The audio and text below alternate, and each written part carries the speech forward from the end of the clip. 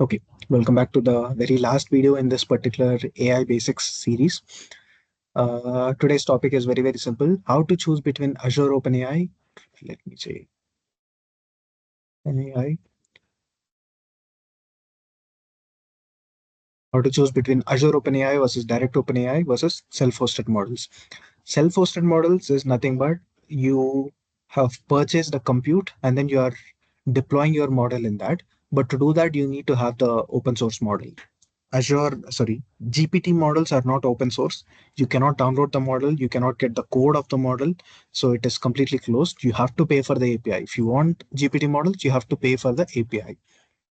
Claude is also not open source, but Llama from Meta is an open source model. Mistral is an open source model. Microsoft 5 is an open source model. Even for GPT also, GPT OSS is an open source model, which is very less powerful, but still it is a GPT model from OpenAI. GPT OSS, it is an open source, very recent model. So if you want to host these models, you should either buy your own GPU machine, attach it to your CPU and then use it, or you can buy a cloud instance and then you can deploy your model in that cloud and you can start using it. But how do you choose between these three? It's a very easy decision to make, to be honest. If you are in a corporate or if your uh, application, whatever you are going to build, your project, if it is going to use sensitive data, if the users are going to input some confidential data, you cannot go with OpenAI, direct OpenAI. You cannot, because direct OpenAI does not guarantee that your data is going to be secure. Your data will not be used for further model training. Your data will be used for any other thing. There's no such guarantee. Your data will not be secure if you're using direct OpenAI. This is a well-known fact.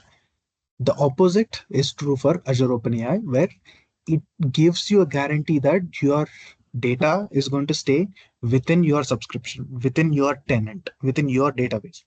Whatever inputs that you're going to give, whatever inputs it is going to give, whatever files you upload, whatever images you upload, all of that or none of that is going to go out of your subscription. It will not be reused for training. It will not be shared with any other client, or any other customer of Azure. Nobody else. It will stay within your Azure subscription. So it guarantees that security. Self-hosted models also guarantee that security because it's self-hosted, right? You are hosting it. You do whatever you want with that data. But the problem is you need to have the compute power. You need to pay for that GPU.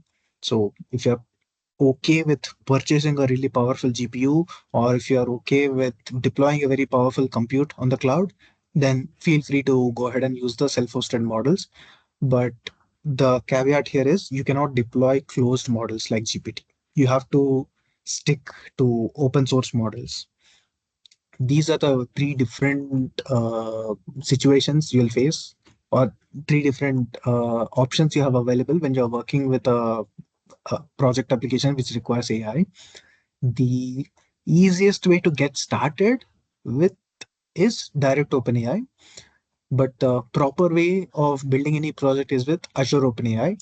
The most freedom can be enjoyed with self-hosted models, but the problem is you cannot use GPT or Claude, such kind of closed models with the self-hosted one. These are all the differences between three different options that you have, and based on the need, based on your application, you can choose if you want to go with Azure or direct or self-hosted. As of now, to run a self-hosted model without a GPU, you can do it with few models. You can use something called as a small language model, SLM, or even in the large language models, there are a few which will run on a CPU but slightly slow, but they are not trained on huge data. Their architecture is very small, so the accuracy of the output is also going to be trash. So if you want a really nice, powerful machine, then you can go for self-hosted models. At the same time, small language models do have their own capabilities. For example, if I go into VS Code again,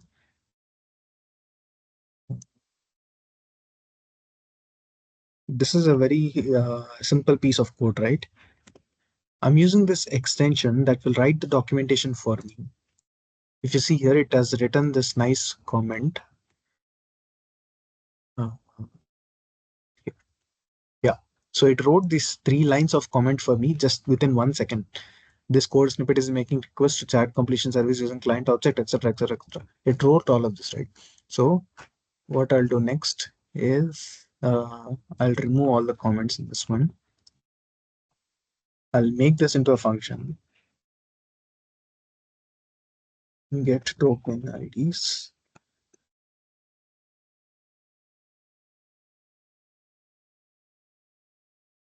I'll return the token IDs. I'll select this. I'll click on this generate docs.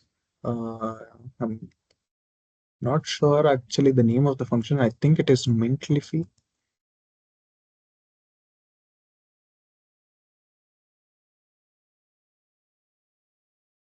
Yeah, this is the extension that I'm using. Okay. So I'll just select all of this. I'll click on generate docs. Now it is using a small language model to write the code for me. If I select only the function, oh, it is still writing codes.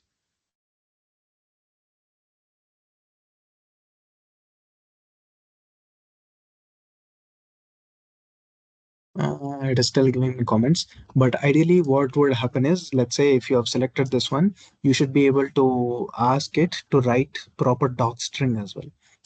But you can see, because it is a small language model, it is not consistent. It is very inconsistent. So these are some of the issues that you'll face with self-hosted models. But with Azure OpenAI, of course, it's like a such a golden feature where you are getting everything. But with direct OpenAI, you are getting everything, but you are sacrificing your confidentiality. So these are all the different things about different options and different platforms you have for choosing which AI model to go with. With this, we have finally completed the basics of AI. Uh, Next, we are going to cover RAG technique, and after that, we are going to build agentic AI. And if you want to have a proper, or if you want me to explain any one of these things in detail, please do let me know. And if you've made it this far into this course, then pat yourself on the back and thank you so much for watching. See you in the next video.